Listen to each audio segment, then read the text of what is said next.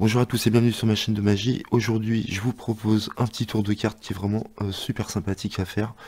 Vous allez voir, j'adore cet effet. Donc vous avez un jeu de cartes et vous demandez au spectateur de couper plusieurs fois le jeu de cartes. Donc il peut couper le nombre de fois qu'il veut.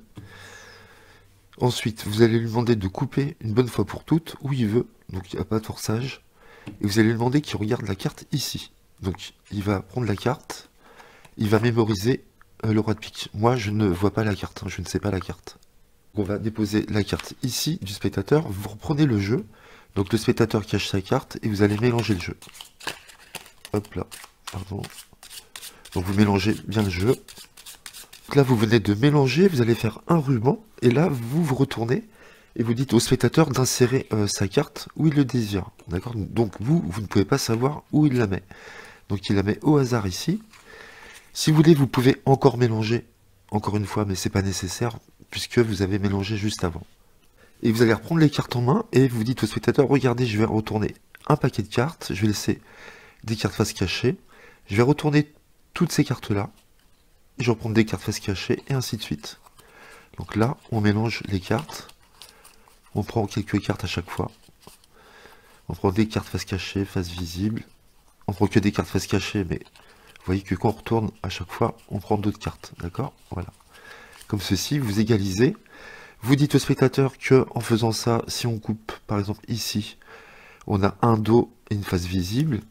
Pareil, si on coupe ici à peu près, on a un dos et une face visible. Il se peut par exemple qu'on ait des dos avec des dos, d'accord? Donc ça, c'est vraiment le hasard. Vous demandez au spectateur d'égaliser les cartes comme ceci.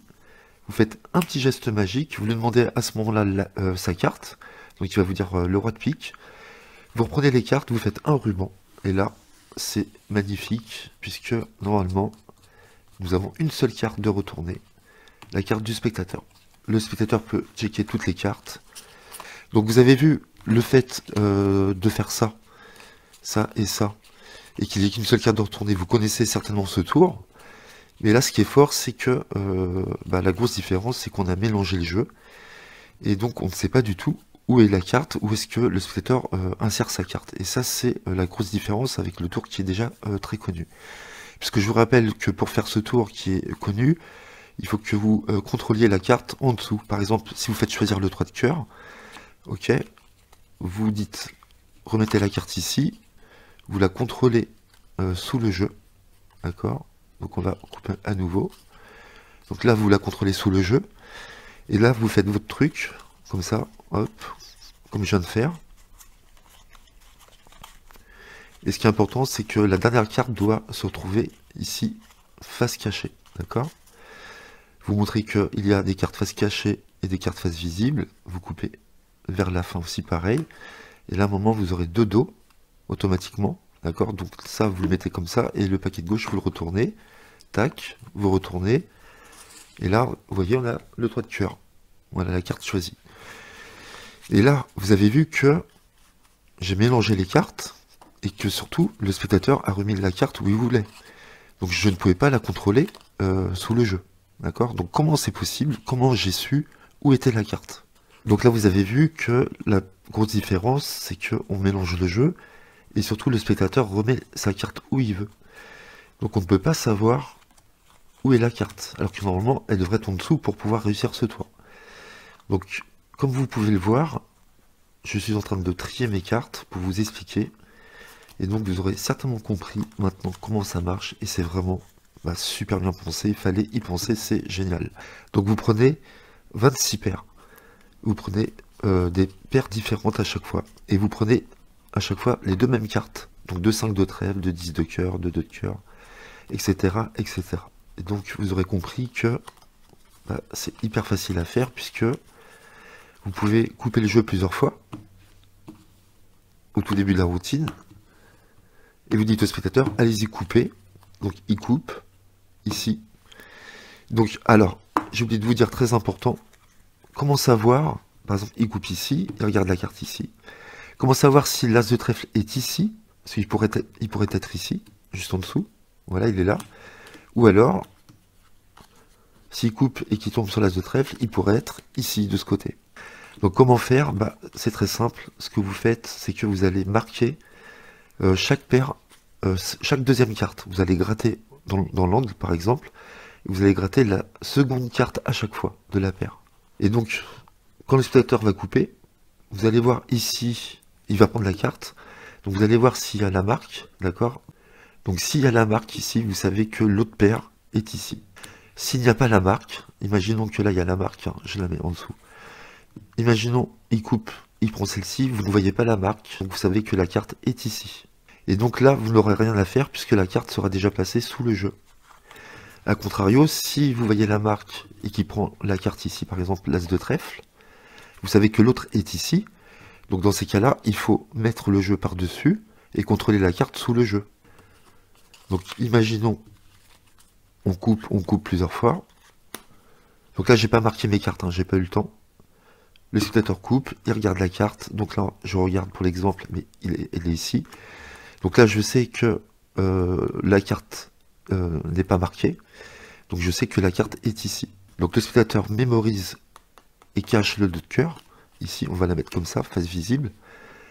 Vous savez que la carte est ici, qu'il faut que vous la contrôliez en dessous. Si elle est ici, vous avez juste à couper comme ça et la carte est déjà en dessous. Et après, vous faites, vous mélangez le jeu, mais vous laissez la carte en dessous hein, de ce paquet-là. Donc là, la carte est au-dessus. Donc forcément, je dois reprendre le jeu et faire ceci.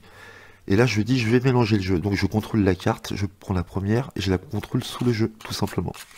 Et là, je mélange.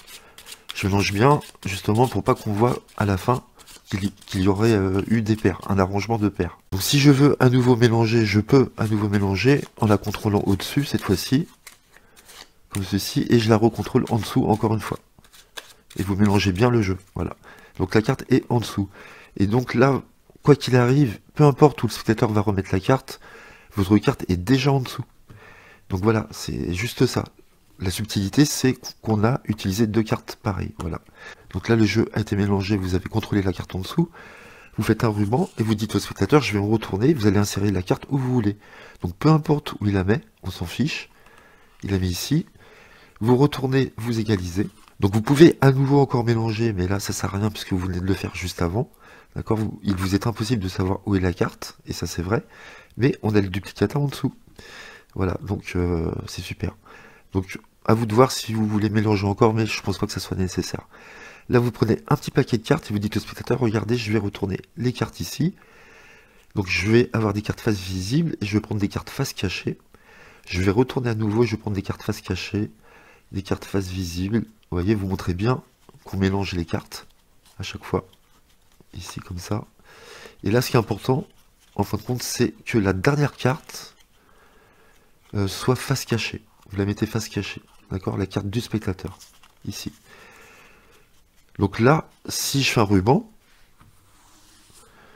on a une grosse partie de carte face cachée et une grosse partie de face visible. En fin de compte, on n'a rien mélangé du tout. Sauf que la carte du spectateur est à droite ici. Donc pour le spectateur, on a mélangé les cartes alors qu'on a vraiment 2 groupes séparés, face cachée, face visible, avec la carte du spectateur ici. Ok. Donc là, vous prenez le carte du jeu et vous dites, voilà, si je coupe ici, vous voyez, on a une carte face cachée, une carte face visible. Ok. Vous recoupez, vous coupez à nouveau aux 3/4 et vous dites, vous voyez, là, on a une carte encore face cachée, une carte face visible. Et là, automatiquement, vous allez couper au milieu du jeu et vous allez avoir 2 dos, l'un contre l'autre. Et donc, c'est automatique, vous avez vu, vous coupez automatiquement sur les 2 dos. Et vous dites, il se peut aussi que, on ait 2 dos, l'un contre l'autre. Ok. Et là, effectivement, on a 2 dos l'un contre l'autre. La main droite va venir poser le paquet ici, normalement. Quand vous montrez, vous faites ça. De toute façon, vous ne pouvez pas faire autrement, puisque votre main est comme ça. Et celle-ci, par contre, c'est naturel aussi, vous allez poser le paquet comme ça. Donc là, vous ne pouvez pas faire autrement non plus. Donc les gestes ne sont pas suspicieux. Vous ne faites rien de bizarre. Vous reposez et vous, le de déposer carrément sur le paquet, vous décalez le paquet. Pourquoi? Pour qu'on dise au spectateur d'égaliser le jeu. Ça sert à rien, mais le fait de décaler, le fait de dire ça au spectateur, il va penser qu'il va mélanger des cartes face visibles et des cartes face cachée. Et vous lui dites, allez-y, égalisez. donc il égalise. Et là, le tour est fini, vous n'avez plus qu'à faire un geste magique, à retourner le paquet, n'oubliez pas. Et là, de faire un ruban, et là, comme par magie, il n'y a qu'une seule carte de retourner. Donc là, vous pouvez montrer, nickel, hein, sans problème, la carte du spectateur. Alors que je vous rappelle, il l'avait inséré, on ne sait pas où. Mais il ne sait pas que nous, on avait le duplicata juste en dessous. Donc voilà, comment dire, la subtilité, comment dire, le plus qui a été rajouté à ce tour qui est déjà très connu, qui est vraiment magnifique, hein. C'est un tour qui date depuis très très très longtemps. Le tour original, qui est vraiment génial à faire. Mais là, on a juste rajouté le fait que le spectateur place sa carte où il veut. Voilà, et ça n'existait pas avant. Donc j'espère que vous aussi, vous aurez aimé autant que moi ce tour. N'hésitez pas à le faire, parce que c'est très facile à faire. C'est très impressionnant. Toutes les cartes sont retournées, face cachée, sauf une, la carte du spectateur. Et ça, c'est vraiment très fort dans la tête du spectateur. Il va adorer le tour, vous allez voir. Voilà, n'hésitez pas à liker, à commenter, à vous abonner. On se retrouve très vite sur ma chaîne. Je suis désolé, ces derniers temps, j'ai mis un peu moins de vidéos. Bon, je vais pas raconter ma vie, bon, j'ai rien eu de spécial, hein, j'étais pas malade ou quoi que ce soit. Mais je me suis commandé un petit flipper numérique, pas un vrai, hein, un pin cab. Voilà, pour ceux qui connaissent, vous savez ce que c'est. Et donc, j'ai pas lâché mon flipper pendant 5 jours, parce que je suis un fan de flipper. Et donc j'ai un peu oublié la magie pendant une petite semaine, je les ai un peu oubliés, désolé, et j'ai joué beaucoup à mon flipper. Donc là je vous promets, je vais revenir en force, j'ai des dizaines et des dizaines de tours encore à vous proposer. Désolé de raconter ma vie, hein, mais bon, c'était juste pour vous dire, je voulais vous faire une petite parenthèse, voilà. À très bientôt les amis, merci à tous pour vos messages. Alors vous avez été très nombreux à me contacter pour le tour de Tenyo. Sur ma boîte mail, donc merci parce que vous m'avez écrit des super messages, assez longs quand même. Vous m'avez pas dit juste est-ce que je peux avoir la solution, vous m'avez fait des beaux textes et ça m'a fait très plaisir, voilà. Et vous avez été très nombreux à acheter le tour et apparemment vous avez été tous conquis du truc. Je vous l'avais dit, hein, que c'était un truc de fou, et apparemment vous avez été nombreux à le commander, donc c'est génial. Moi j'ai reçu mon deuxième hier. Voilà, j'y touche pas, je l'ouvre pas. Donc j'espère que ça vous a fait plaisir et que vous kifferez en faisant ce tour de Tenyo. Voilà, à très bientôt les amis, merci à tous. À très vite, merci.